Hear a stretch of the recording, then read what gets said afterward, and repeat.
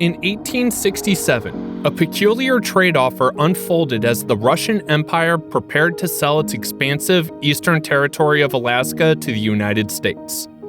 Surprisingly, a country nearly 11,000 times smaller than Alaska itself, located on the exact opposite side of the globe and categorized as one of only two doubly landlocked nations, almost acquired it.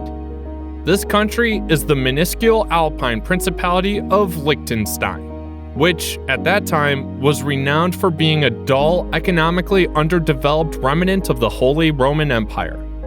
Remarkably, just 6 decades earlier, the ruling family had to sell off esteemed artworks, including Leonardo da Vinci's counterpart to the Mona Lisa, to sustain the nation's stability. However, today, Liechtenstein competes with Monaco as the second richest country in the world and boasts an astonishing GDP per capita of $170,000, along with one of the highest standards of living globally. Additionally, it stands as the only nation without external debts, making it exceptionally prosperous. Finding comparable nations with a similar level of prosperity is a challenging task. At first glance, it may not be apparent how this achievement was realized. The country's mountainous terrain and lack of access to the ocean proved detrimental to trade and development, while its diminutive population hampers its manufacturers' competitiveness on the global stage. Furthermore, Liechtenstein possesses virtually no valuable natural resources to exploit. Hence, the question arises, how did this tiny principality transform from an isolated valley of impoverished farmers into an immensely affluent nation? By the middle of the 19th century, the 61-square-mile Principality of Liechtenstein had defied all odds by preserving its nominal independence amidst the tumultuous events of European history. While the Holy Roman Empire disintegrated, the Confederation of the Rhine fell, and a unified German state took shape. Liechtenstein remained untouched. However, the reason behind this was rather unremarkable. It was considered too impoverished and inconspicuous to capture the attention of neighboring powers. In fact, the ruling family of Liechtenstein didn't even visit the principality until 1842, a staggering 123 years after acquiring the land to secure voting rights in the Holy Roman Empire. Despite its independence, Liechtenstein was too small to thrive on its own. Consequently, it entered into a customs union with the Austro-Hungarian Empire, heavily relying on the larger economy for sustenance and essential resources. This arrangement also enticed Swiss textile manufacturers to establish themselves in the nation, marking the initial stages of industrialization. However, progress remained sluggish due to the challenging geography, which made the movement of people and goods prohibitively expensive. Unfortunately, circumstances took a turn for the worse. The outbreak of World War I resulted in Liechtenstein being cut off from food and supplies due to the struggling Austro-Hungarian Empire. Despite maintaining neutrality, it was mistakenly grouped with the Central Powers and subjected to a severe economic embargo imposed by the Allied powers. Consequently, food supplies dwindled, seasonal work opportunities abroad vanished, and with the collapse of Austria-Hungary, the monetary system it used ceased to exist.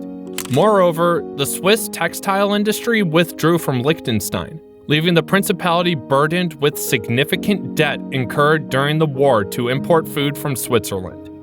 Already impoverished, the people of Liechtenstein found themselves grappling to survive in an ever-changing world. Due to its inability to sustain itself economically, Liechtenstein sought to establish a customs union with Switzerland, similar to its previous arrangement with Austria-Hungary. Despite being aware that it would serve as an economic rescue mission, Switzerland agreed to the union due to the relatively low cost associated with supporting the small principality. This union provided stability, acted as a buffer state in a strategic location, and ensured the repayment of debts owed to Switzerland. While the impact on Switzerland was minimal, it proved to be a monumental development for Liechtenstein. The principality anchored its economy to the stable Swiss franc and regained access to a larger and more advanced economy, facilitating employment opportunities, trade, and commerce. Additionally, Liechtenstein was able to outsource various costly utilities and bureaucratic functions. To alleviate its dire situation, Liechtenstein's leader, Prince Johann II, sold valuable family possessions to finance the country's debts. Despite this stabilization, Liechtenstein continued to face the long-standing barriers to development, such as limited financial resources, technical expertise, and a small population that hindered industrialization.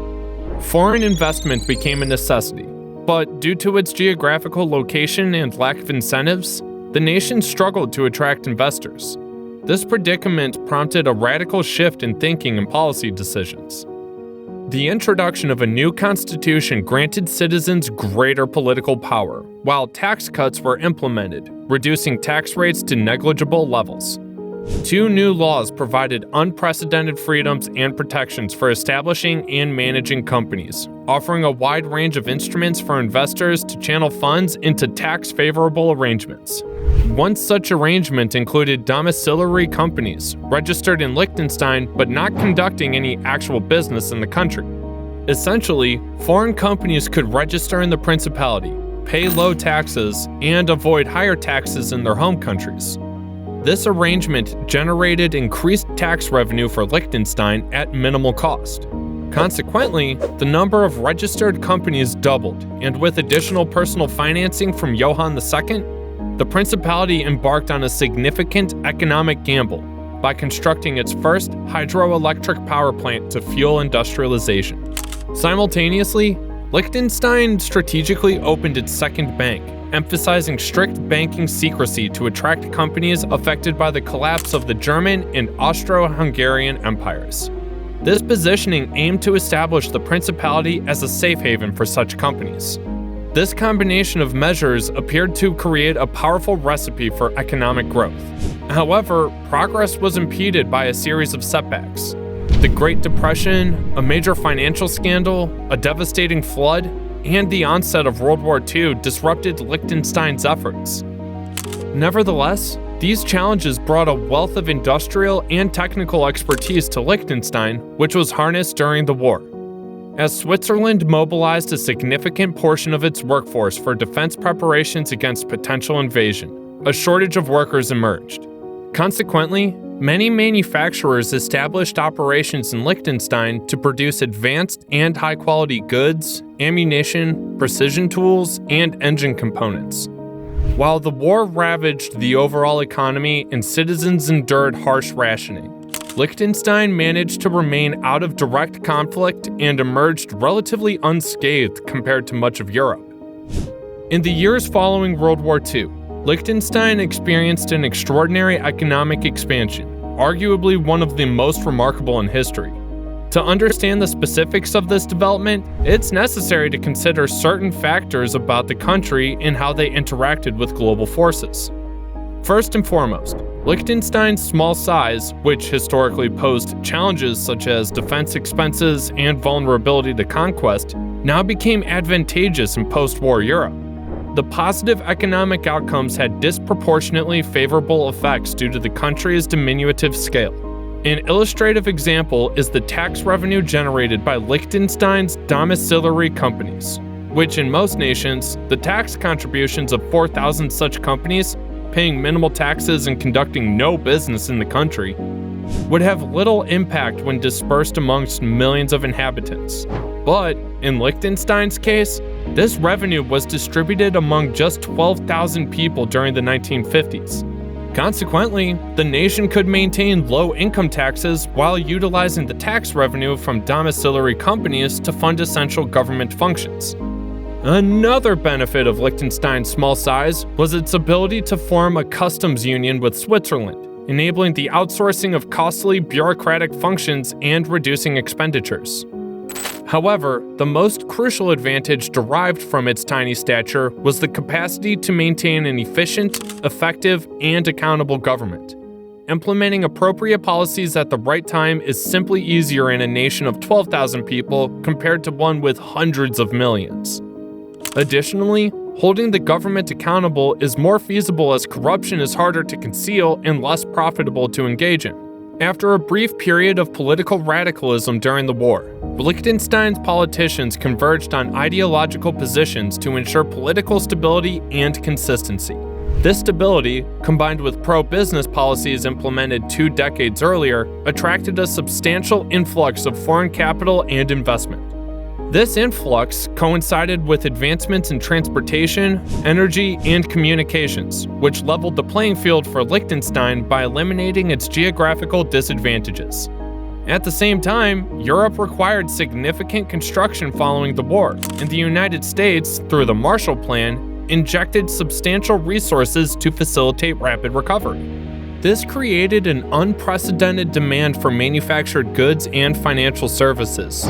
As Liechtenstein had escaped significant war damage and now possessed industrial experience and foreign investment, it swiftly became an industrial powerhouse. While its small population prevented it from competing in low-cost, high-quality manufacturing, Liechtenstein excelled in specialized, high-quality, and low-volume manufacturing.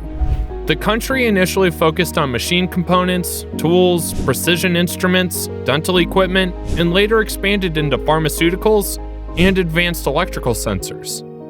From the early stages of development, these manufacturing companies were subjected to a sink-or-swim environment. The government never subsidized any industries, and due to the nation's reliance on exports, about 95% of business, companies had to be internationally competitive to survive. Consequently, Liechtenstein's manufacturing sector earned a reputation for innovation, resilience, and efficiency. Despite its small size, Liechtenstein now dominates certain industries such as denture production and manufacturing equipment for dentists. However, Liechtenstein's economic miracle was not solely powered by industry. The rapid growth of its renowned financial and banking sector, coupled with its expanding role as a tax haven, also played a significant role. By the 1970s, Liechtenstein's political stability, neutrality, attachment to the Swiss monetary system, and extremely strict banking privacy laws made it an attractive destination for wealthy individuals, including CEOs and even notorious criminals, to preserve, manage, and sometimes launder their fortunes. While illicit financial activities did occur to some extent, the majority of financial transactions were legitimate, with Liechtenstein specializing in accounting, trust management, and holding companies, as well as facilitating complex business structures. Simultaneously, the number of registered companies taking advantage. Presently, Liechtenstein boasts remarkable statistics that highlight its exceptional status. It ranks second in terms of both income and life expectancy globally, and it holds one of the highest positions in the Human Development Index. Its citizens enjoy access to world-class healthcare and education while benefiting from low income taxes. These factors help offset the inevitable high cost of living in a small and affluent nation like Liechtenstein. The crime rate remains very low, with unemployment barely exceeding 1%. And there are constant opportunities for well-paid jobs in the manufacturing and financial sectors. Liechtenstein's journey from a struggling nation to unparalleled prosperity was facilitated by leveraging its distinctive attributes alongside global economic forces.